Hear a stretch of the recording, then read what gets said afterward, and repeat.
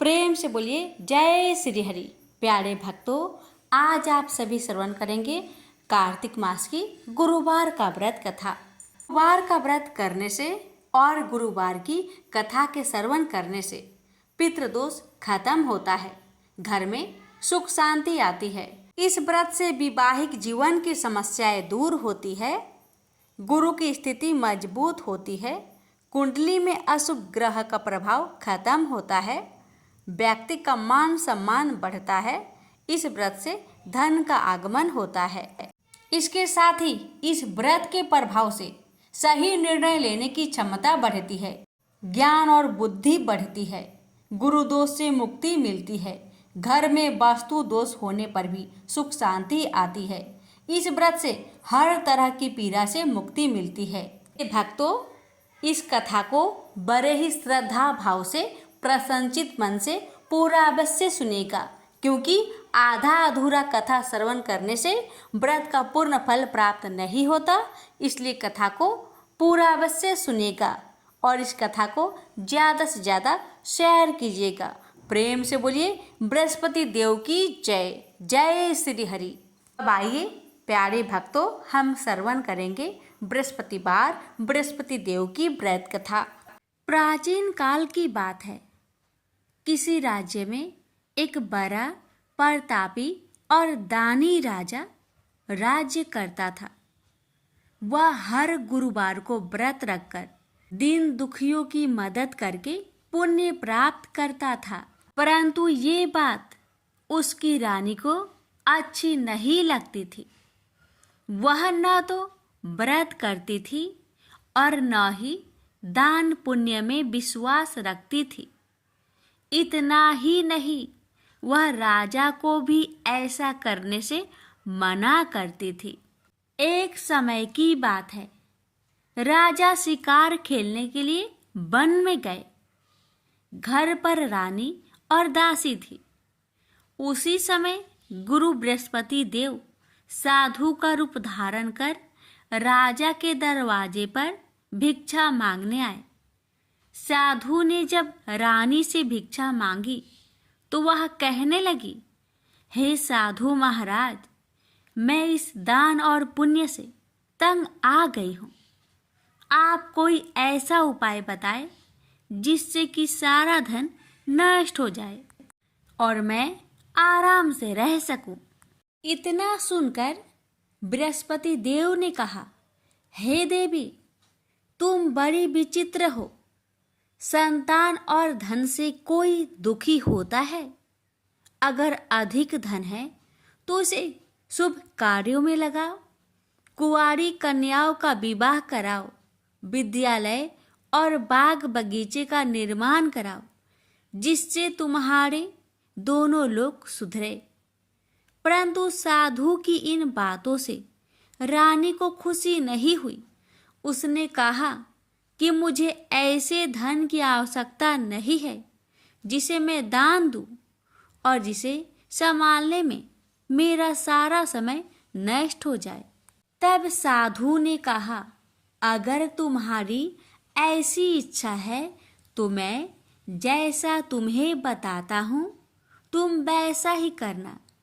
गुरुवार के दिन तुम घर को गोबर से लिपना, अपने बालों को पीली मिट्टी से धोना, राजा से हजामत बनाने को कहना, भोजन में मांस मदिरा का प्रयोग करना, कपड़े धोबी के यहाँ धुलने देना। इस प्रकार 7 बृहस्पतिवार करने से तुम्हारा समस्त धन नष्ट हो जाएगा। इतना कहकर साधु के रूप में बृहस्पति देव अंतर्ध्यान हो गए। साधु के अनुसार कई बातों को पूरा करते हुए रानी को केवल 3 बृहस्पतिवार ही बीते थे कि उसकी समस्त धन संपत्ति नष्ट हो गई। भोजन के लिए राजा का परिवार तरसने लगा। तब एक दिन राजा ने रानी से बोला कि हे रानी, तुम यहीं रहो, मैं दूसरे देश को जाता हूँ, क्योंकि यहाँ पर सभी लोग मुझे जानते हैं। इसलिए मैं कोई छोटा कार्य नहीं कर सकता। ऐसा कहकर राजा दूसरे देश चला गया। वहां वह जंगल से लकड़ी काट कर लाता और शहर में बेचता। इस तरह वह अपना जीवन व्यतीत करने लगा। इधर राजा के परदेश जाते ही रानी और दासी दुखी रहने लगी। एक बार जब रानी और दासी को 7 दिन तक बिना भोजन के रहना पड़ा, तो रानी ने अपनी दासी से कहा, हे दासी, पासी के नगर में मेरी बहन रहती है। वह बड़ी धनवान है, तो उसके पास जा और कुछ ले आ, ताकि थोड़ी बहुत गुजर बसर हो जाए। दासी रानी की बहन के पास गई। उस दिन गुरुवार था और रानी की बहन उस समय बृहस्पतिवार व्रत की कथा सुन रही थी। दासी ने रानी की बहन को अपनी रानी का संदेश दिया, लेकिन रानी की बड़ी बहन ने कोई उत्तर नहीं दिया। जब दासी को रानी की बहन से कोई उत्तर नहीं मिला, तो वह बहुत दुखी हुई और उसे क्रोध भी आया। दासी ने वापस आकर रानी को सारी बात बता दी। ये सुनकर रानी ने अपने भाग्य को कोसा। उधर रानी की बहन ने सोचा कि मेरी बहन की दासी आई थी, परंतु मैं उससे नहीं बोली, इससे वह बहुत दुखी हुई होगी। कथा सुनकर और पूजा समाप्त करके वह अपनी बहन के घर आई और कहने लगी, हे बहन, मैं बृहस्पतिवार का व्रत कर रही थी। तुम्हारी दासी मेरे घर आई थी, परंतु जब तक कथा होती है तब तक ना तो उठते हैं और ना ही बोलते हैं, इसलिए मैं नहीं बोली। बताओ दासी, क्यों आई थी? रानी बोली, बहन, तुमसे क्या छिपाऊं? हमारे घर में खाने तक को अनाज नहीं था। ऐसा कहते कहते रानी की आंखें भर आई। उसने दासी समेत पिछले 7 दिनों से भूखे रहने तक की बात अपनी बहन को विस्तार पूर्वक सुना दी। रानी की बहन बोली, देखो बहन, भगवान बृहस्पति देव सबकी मनोकामना को पूर्ण करते हैं। देखो, शायद तुम्हारे घर में अनाज रखा हो। पहले तो रानी को विश्वास नहीं हुआ, पर बहन के आग्रह करने पर उसने अपनी दासी को अंदर भेजा, तो उसे सचमुच अनाज से भरा एक घड़ा मिल गया। यह देखकर दासी को बड़ी हैरानी हुई। दासी रानी से कहने लगी, हे रानी, जब हमको भोजन नहीं मिलता तो हम व्रत ही तो करते हैं, इसलिए क्यों ना इनसे व्रत और कथा की विधि पूछ ली जाए, ताकि हम भी व्रत कर सके। तब रानी ने अपनी बहन से बृहस्पतिवार व्रत के बारे में पूछा। उसकी बहन ने बताया, बृहस्पतिवार के व्रत में चने की दाल और मुनक्का से विष्णु भगवान का केले के जड़ में पूजन करे तथा दीपक जलाए, व्रत कथा सुने और पीला भोजन ही करे।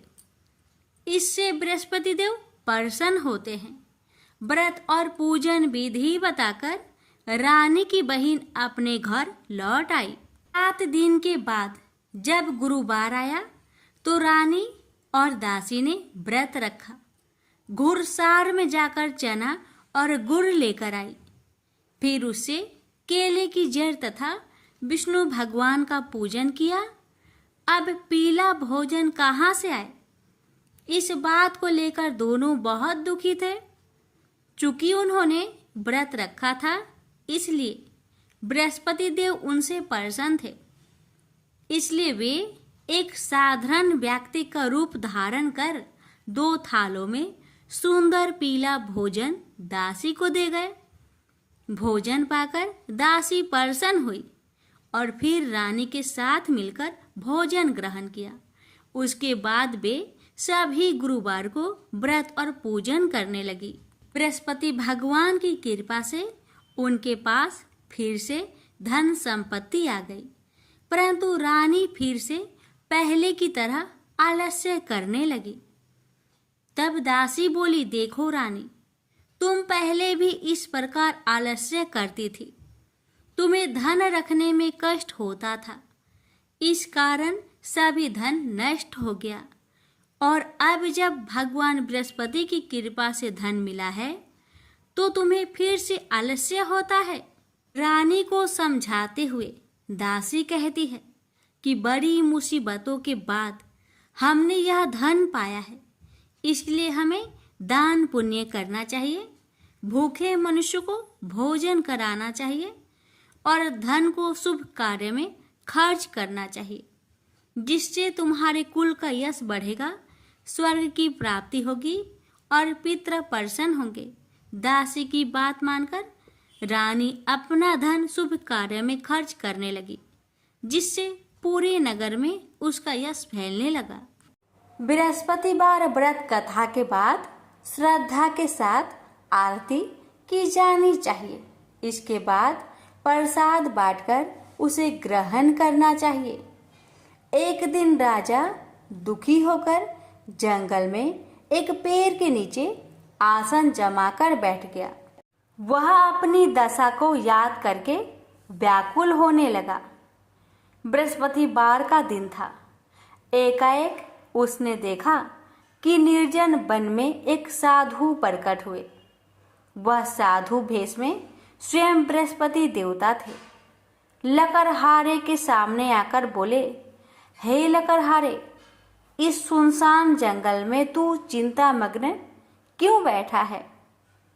लकड़हारे ने दोनों हाथ जोड़कर प्रणाम किया और उत्तर दिया, महात्मा जी, आप सब कुछ जानते हैं, मैं क्या कहूँ? यह कहकर रोने लगा और साधु को अपनी आत्मकथा सुनाई। महात्मा जी ने कहा, तुम्हारी स्त्री ने बृहस्पति के दिन बृहस्पति भगवान का निरादर किया है, जिसके कारण रुष्ट होकर उन्होंने तुम्हारी यह दशा कर दी। अब तुम चिंता को दूर करके मेरे कहने पर चलो तो तुम्हारे सब कष्ट दूर हो जाएंगे और भगवान पहले से भी अधिक संपत्ति देंगे। तुम बृहस्पतिवार के दिन कथा किया करो। 2 पैसे के चने मुनक्का लाकर उसका प्रसाद बनाओ और शुद्ध जल से लोटे में शक्कर मिलाकर अमृत तैयार करो। कथा के पश्चात अपने सारे परिवार और सुनने वाले प्रेमियों में अमृत व प्रसाद बांटकर आप भी ग्रहण करो। ऐसा करने से भगवान तुम्हारी सब मनोकामनाएं पूरी करेंगे। साधु के ऐसे वचन सुनकर लकड़हारा बोला, हे प्रभु, मुझे लकड़ी बेचकर इतना पैसा नहीं मिलता जिससे भोजन के उपरांत कुछ बचा सकूं। मैंने रात्रि में अपने स्त्री को व्याकुल देखा है और मेरे पास कुछ भी नहीं जिससे मैं उसकी खबर मंगा सकूं। साधु ने कहा, हे लकड़हारे, तुम किसी बात की चिंता मत करो। बृहस्पति के दिन तुम रोजाना की तरह लकड़ियां लेकर शहर को जाओ। तुम्हारे रोज से दुगुना धन प्राप्त होगा, जिससे तुम भली भांति भोजन कर लोगे तथा बृहस्पति देव की पूजा का सामान भी आ जाएगा। इतना कहकर साधु अंतर्ध्यान हो गए। धीरे धीरे समय व्यतीत होने पर फिर वही बृहस्पतिवार का दिन आया। लकड़हारा जंगल से लकड़ी काटकर किसी शहर में बेचने गया। उसे उस दिन और दिन से अधिक पैसा मिला। राजा ने चना गुड़ आदि लाकर गुरुवार का व्रत किया। उस दिन से उसके सभी कलेश दूर हुए।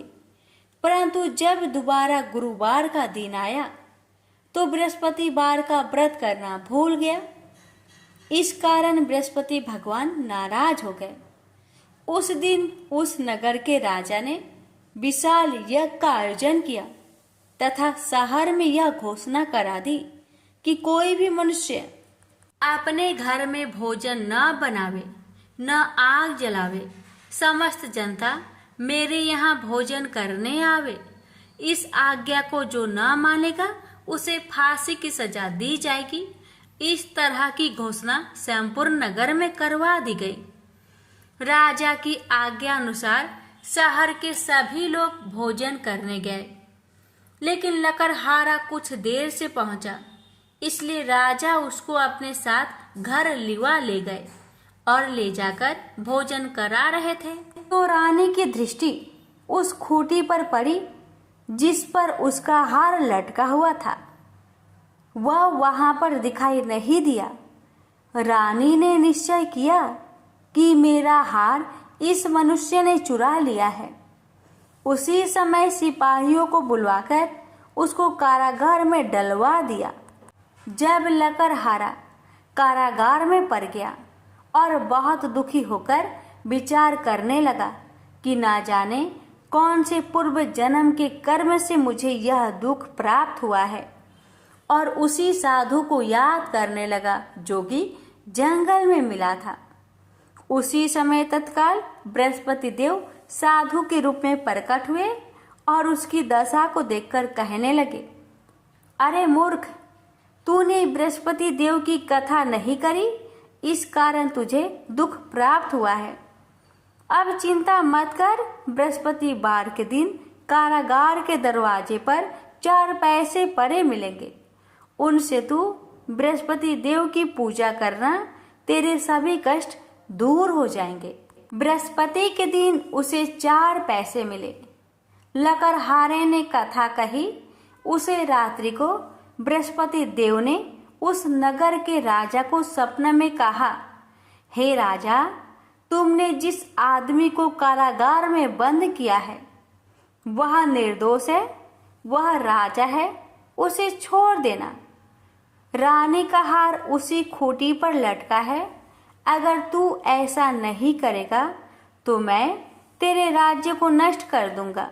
इस तरह रात्रि के सपनों को देखकर राजा प्रातः काल उठा और खूंटी पर हार देखकर लकड़हारे को बुलाकर क्षमा मांगी तथा लकड़हारे को योग सुंदर वस्त्र आभूषण देकर विदा कर दिया।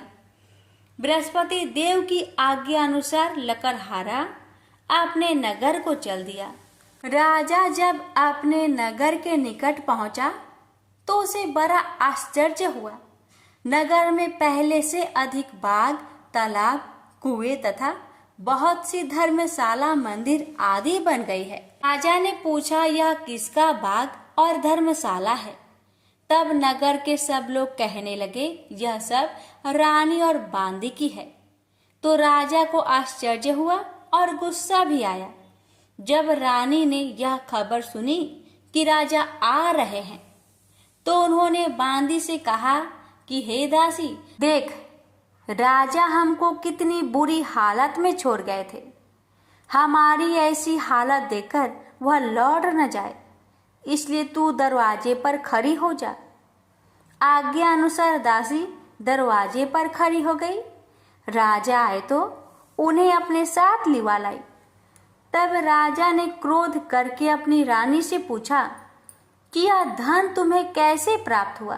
तब उन्होंने कहा, हमें यह सब धन बृहस्पति देव के इस व्रत के प्रभाव से प्राप्त हुआ है। राजा ने निश्चय किया कि 7 रोज बाद तो सभी बृहस्पति देव का पूजन करते हैं, परंतु मैं प्रतिदिन दिन में 3 बार कहानी तथा रोज व्रत किया करूंगा।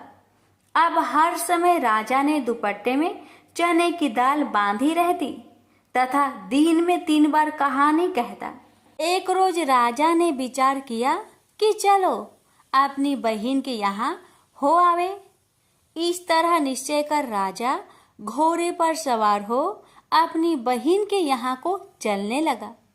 मार्ग में उसने देखा कि कुछ आदमी एक मुर्दे को लिए जा रहे हैं। उन्हें रोककर राजा कहने लगा, अरे भाइयों, मेरी बृहस्पति देव की कथा सुन लो। वे बोले, लो, हमारा तो आदमी मर गया है, इसको अपनी कथा की परी है। परंतु कुछ आदमी बोले, अच्छा कहो, हम तुम्हारी कथा भी सुनेंगे।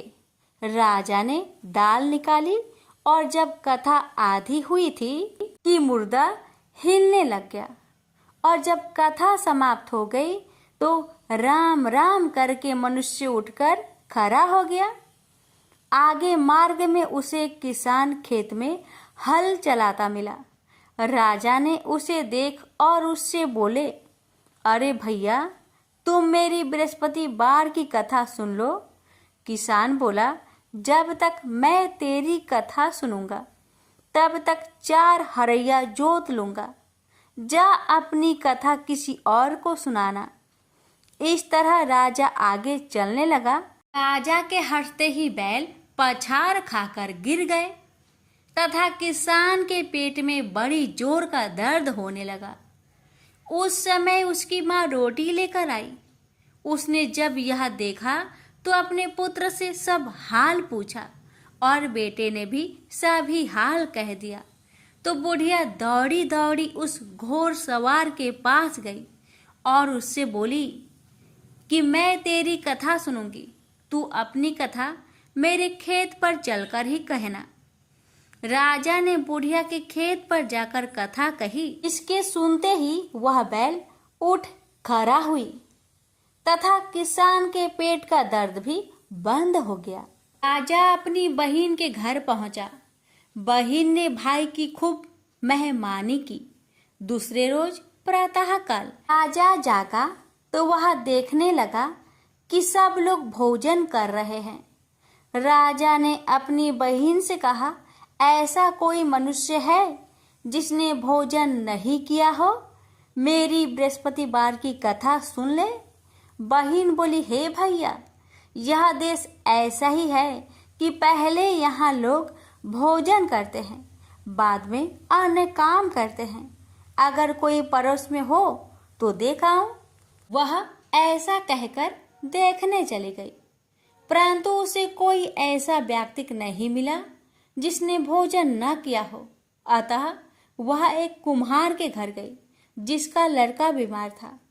उसे मालूम हुआ कि उनके यहाँ 3 रोज से किसी ने भोजन नहीं किया है। रानी ने अपने भाई की कथा सुनने के लिए कुम्हार से कहा। वह तैयार हो गया। राजा ने जाकर बृहस्पतिवार की कथा कही, जिसको सुनकर उसका लड़का ठीक हो गया। अब तो राजा की प्रशंसा होने लगी। एक रोज राजा ने अपनी बहन से कहा कि हे बहन, हम अपने घर को जाएंगे, तुम भी तैयार हो जाओ। राजा की बहन ने अपनी सास से कहा। सास ने कहा, हाँ चली जा, परंतु अपने लड़कों को मत ले जाना, क्योंकि तेरे भाई के कोई औलाद नहीं है। बहन ने अपने भैया से कहा, हे भैया, मैं तो चलूंगी पर कोई बालक नहीं जाएगा। राजा बोला, जब कोई बालक नहीं चलेगा तब तुम ही क्या करोगी? बड़े दुखी मन से राजा अपने नगर को लौट आया। राजा ने अपनी रानी से कहा, हम निरवंशी है, हमारा मुंह देखने का धर्म नहीं है और कुछ भोजन आदि नहीं किया। रानी बोली, हे प्रभु, बृहस्पति देव ने हमें सब कुछ दिया है, वह हमें औलाद अवश्य देंगे। उसी रात को बृहस्पति देव ने राजा से सपने में कहा, हे राजा, उठ, सभी सोच त्याग दे, तेरी रानी गर्भ से है। राजा को यह बात सुनकर बड़ी खुशी हुई। 9वें महीने में उसके गर्भ से एक सुंदर पुत्र पैदा हुआ। तब राजा बोला, हे रानी, स्त्री बिना भोजन के रह सकती है, पर बिना कहे नहीं रह सकती। जब मेरी बहन आवे तुम उससे कुछ मत कहना। रानी ने सुनकर हाँ कर दिया। जब राजा की बहन ने यह शुभ समाचार सुना तो वह बहुत खुश हुई तथा बधाई लेकर अपने भाई के यहाँ आई। तभी रानी ने कहा, घोड़ा चढ़कर तो नहीं आई, गधा चढ़ी आई। राजा की बहन बोली, भाभी, मैं इस प्रकार न कहती तो तुम्हें औलाद कैसे मिलती? बृहस्पति देव ऐसे ही हैं, जैसी जिसके मन में कामनाएं हैं सभी को पूर्ण करते हैं।